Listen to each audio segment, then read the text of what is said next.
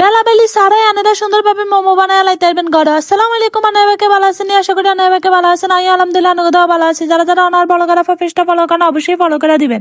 YouTube channel থেকে দেখলে অবশ্যই সাবস্ক্রাইব করে বেল আইকনটি বাজিয়ে দেখবেন। টিকটক ইনস্টাগ্রাম থেকে দেখলে অবশ্যই ফলো করে লাইক করে পাশে থাকবেন। এনাই প্রথমে লইছি গরু গোস্ত দিছি আদা রসুন জিরা দিছি লবণ দিছি হলদর গুঁড়ো দিছি কাঁচামরিচ দিছি পেঁয়াজ দিছি টমেটো দিয়ে আবার ভালো মতন মাখা জাকা করে লইতে হইব। মাখা জাকা হাত দিয়ে যত ইচ্ছা তত মাখা জাকা করে লইতে হইব। এবার দিয়ে দিছি সয়া সস দিয়ে আবার ভালো মতন মাখা জাকা করে লইতে হইব। সবসময় তো মুরগির গোস্ত খাইছেন, আজ নাহলে গরুর গোস্ত খাইছেন যে কেমন লাগে মোমো।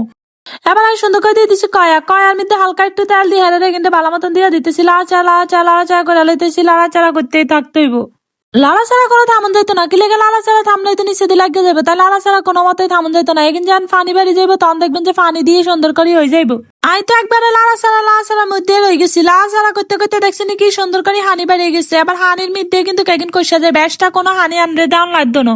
এইভাবে রুটি বেলা ছাড়া বেজাল ছাড়া যদি রুটি আনেরা মোমো এরম ভাবে বানাই খাই লাইতে পারেন তাহলে কিন্তু সহজ ভাবে আনেরা এমনি ভাবে বানাই খাবেন। আর কোনোদিন আনেরা রুটি বেলা বেলি দিয়ে মোমো বানাইতে খাইতে যাইতেন না।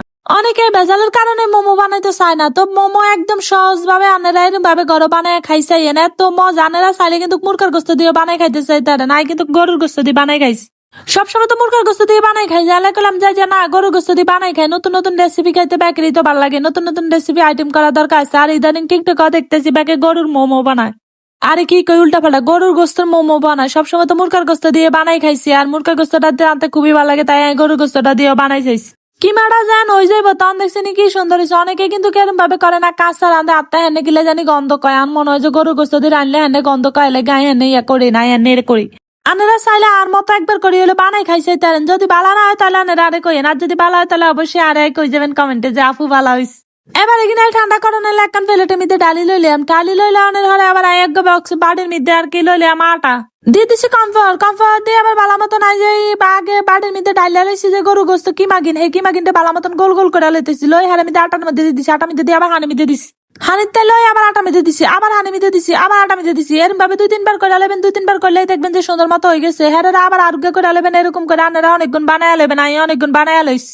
এদিক দিয়ে এগিয়ে হইতেছে আর আরেক দিকে গরম হানি করছি, গরম হানি করি আবার গরম হানি মধ্যে সুন্দর করে আবার উতরাই লইতেছি। গরম হানি যেন উতরাইবো তখন কিন্তু গায়ে এগিয়ে দিয়ে দিব। এবার এন্দি যেন উতরাইতেছে আমি একটা ফ্রিজ লিছি, ফ্রিজের মধ্যে আবার সয়া সস লই লিছি। সয়া সস লই আবার টমেটো সস দিয়ে দুইটা মিলাই হারে ভালো মতন একটা সস বানাইলে আমি এনে যদি আনাকে থায় শুকনা মরিচের গুঁড়া তাহলে দিয়ে দিন, তাহলে কিন্তু ভালো লাগবে। আমি এটা দিয়ে একটা সস বানাই লইছি। আসলে কিন্তু খাইতে এত মজা লাগছে, দুই সস মিলাই মিশিয়ে যে সস হয়ে যায়। যদি আনারা আর জাল জাল দিয়ে দেন চান তাহলে বোম্বা মরিচ দিয়ে দেখবেন যে সেই লেভেলের হইব।